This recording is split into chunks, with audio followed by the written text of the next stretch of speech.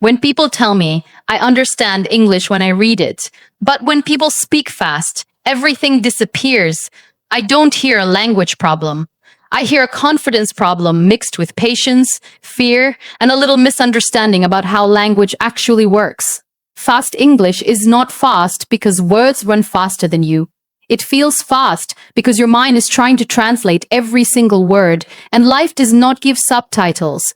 English, like life, does not wait for you to translate. It invites you to feel it, catch it, miss some of it, and still move forward. I learned this not from books alone, but from silence, from listening more than speaking, and from accepting that understanding does not mean catching every word. Understanding means catching the meaning, the intention, the emotion behind the sound. When a native speaker talks fast, they are not throwing words at you one by one. They are speaking in chunks, in rhythm, in music, just like a song. If you hear a song in English, you don't understand every word the first time, but you still feel something. You tap your foot. You recognize happiness, sadness, love, pain. Language works the same way. Fast English is not about speed. It is about flow.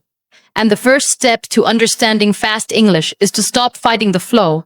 Stop telling yourself, I must understand every word or I am failing. That sentence is the biggest enemy of progress. Let me give you a simple example. Imagine someone says, "What are you up to these days?" Many learners freeze. They hear "watcha up to these days" and their brain starts searching for individual words. What are you up to these days? By the time your brain finds what, the speaker has already moved on. But a fluent listener does not hear 6 separate words.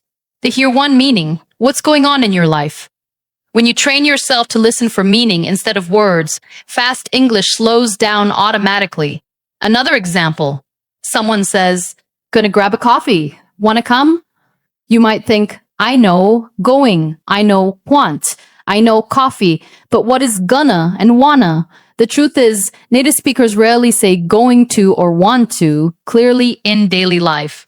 They melt words together because language is lazy, and laziness is not bad. It is natural. Babies learn language this way. They don't learn grammar rules first. They listen to sounds again and again until the sounds become familiar. You learned your mother tongue by listening to fast, imperfect, emotional speech, not by memorizing rules. English is no different. Understanding fast English begins with training your ear, not your mouth. Many learners make the mistake of speaking too early and listening too little. They want to reply perfectly, so they panic. But listening is a quiet skill. It grows in silence. Start by accepting that you will not understand everything, and that is okay. Even native speakers don't catch every word when someone speaks fast, mumbles, or speaks with an accent. They guess. They predict. They use context. And you can do the same. Context is your best friend. If you're at a restaurant and the waiter speaks fast, you don't need to understand every word to know what is happening. Would you like anything to drink? Might sound like, would you like anything drink? But you already know the situation. Your brain should relax and say, okay, this is about ordering. When you relax, your listening improves. Fear blocks understanding more than speed ever does. Let me share a real lifestyle example. Suppose someone says, I'll call you back in a bit. I'm kind of busy right now. A learner might hear, I'll call you back in a bit in kinda now. Panic. But if you focus on key sounds and meaning, you catch call you back, bit, busy. The message is clear. Not now, later. You did not need every word. You needed the intention. This is how fluent listeners survive fast English. Another powerful secret is repetition. Fast English becomes slow English when your ear becomes familiar. The first time you hear a sentence, it feels like noise. The second time, you catch a few words. The third time, you understand the whole idea. This is not failure. This is learning. If you listen to short English clips every day, conversations, interviews, simple stories, your brain starts recognizing patterns. Oh, I've heard this before. Suddenly, what was fast yesterday feels normal today. Accents also play a role. English is spoken differently in America, Britain, Australia, and even by non-native speakers. At first, every accent sounded fast, but again, exposure changes everything. When I listen deeply, I don't listen to the accent. I listen to the emotion. Anger sounds like anger in every language. Kindness sounds like kindness everywhere. Confidence has a tone. Fear has a tone. When you learn to hear emotion, words start making sense on their own. Let me give you another everyday example. Someone says, "You know what I mean." Often it sounds like, "You know what I mean." Learners try to translate it, but this phrase is not about meaning. It is about connection. It means, "Do you understand me?" Or sometimes it means nothing at all. It's just a habit. Native speakers use many such fillers, "you know," "like," "actually," "I mean." If you try to translate each one, you will get lost. Instead, learn to ignore them. They are like background noise. Your brain should say, "Okay, skip this, move on." Fast English also uses linking sounds. Words hold hands. Next week becomes "and next week." First prize becomes "first prize." This is not wrong English. This is real English. Once you accept this, your listening improves because you stop expecting perfect pronunciation. You start expecting reality. One more example. Someone says, "Let me know if you need anything." You hear, "Let me know if I need anything." The key here is not to slow the speaker down in your head, but to recognize common phrases. This sentence appears everywhere.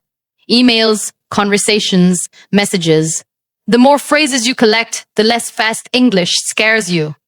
Language is not built from words alone. It is built from phrases. Learn phrases, and speed loses its power.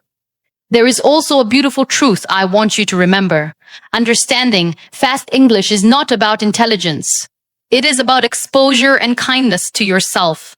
Many brilliant people struggle with listening because they are too hard on themselves. They judge every mistake. But learning a language is like learning to walk again. You fall. You get up. You smile. You continue.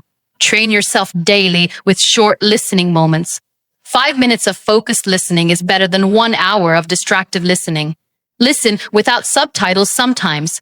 Let your brain struggle a little. That struggle is growth. And when you don't understand, don't say, "I am bad at English." Say, "My ear is still learning." Words matter. The way you talk to yourself matters. Fast English will always be fast if you try to control it. But the moment you surrender to it, listen for meaning, emotion, and context, it starts slowing down inside you. One day, without warning, you will realize that you are no longer translating. You are simply understanding, and that moment will not come with applause. It will come quietly, like confidence does, like healing does, like growth does. So be gentle with yourself. Listen bravely. Miss words without shame. Catch meanings with courage. Because one day, the same fast English that scares you today will feel like a familiar voice, speaking directly to your heart, not racing past your ears. And when that moment arrives, when fast English no longer feels like a storm but like moving air, you will realize something very important. The language did not change. You did. Your ears became braver. Your mind became quieter. Your fear stepped aside. Because fear is loud and understanding needs silence. Most learners don't fail because English is difficult. They fail because they are tense while listening. Tension tightens the mind, and a tight mind cannot receive sound clearly. Relaxation is not laziness, it is readiness. Think of listening like holding water in your hands. If you squeeze too hard, the water slips away. If you hold gently, it stays. Fast English slips away when you try to control it too much. Let it flow.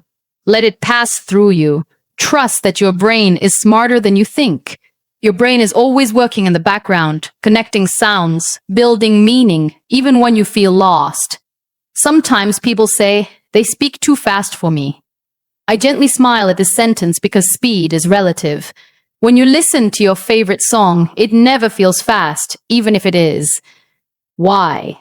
Because your heart is involved. Your listening becomes emotional, not analytical. Do the same with English.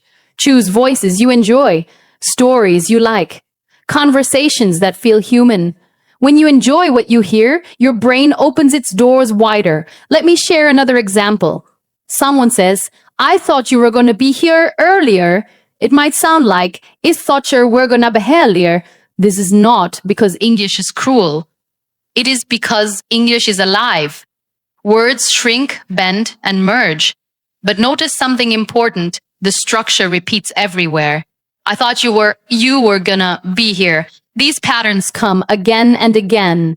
Once your ear recognizes patterns, speed loses its sharp edges. You stop hearing noise and start hearing shapes. Another mistake learners make is trying to understand fast English by memorizing vocabulary lists. Vocabulary is important, yes, but listening is a different muscle. You don't build listening by reading words silently. You build it by hearing words in motion. A word in a dictionary stands still. A word in a dictionary stands still. A word in speech runs, jumps, and hides. You must chase it many times before it lets you catch it. And please remember this deeply. Misunderstanding is part of understanding. Every time you misunderstand something, your brain adjusts. It says, not this meaning, maybe that one. This adjustment is learning. So when you don't understand fast English, don't stop listening. Stay with it. Even confusion has value. Even noise teaches your ears something. There will be days when you feel tired and you think, I listen so much, but I still don't understand. On those days, remind yourself that growth is invisible while it is happening, like roots under the soil.